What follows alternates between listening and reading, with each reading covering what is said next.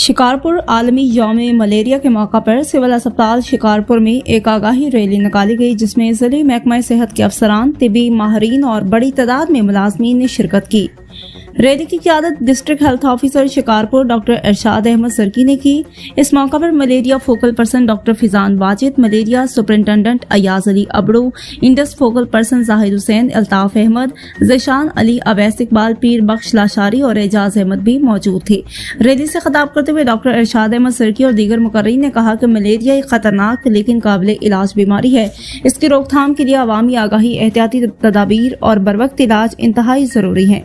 उन्होंने कहा कि जिले महकमा सेहत मलेरिया के खात्मे के लिए भरपूर कोशिशें कर रहा है और इस सिलसिले में फील्ड टीमें मौसर अंदाज में अपनी जिम्मेदारियां अंजाम दे रही हैं। मुकर्रीन ने मलेरिया से बचाव के हवाले से आवाम में शऊर बेदार करने, साफ सुथरा माहौल बरकरार रखने और मच्छरों की अफजाइश रोकने के लिए मुश्तरका कोशिशों की जरूरत पर जोर दिया है।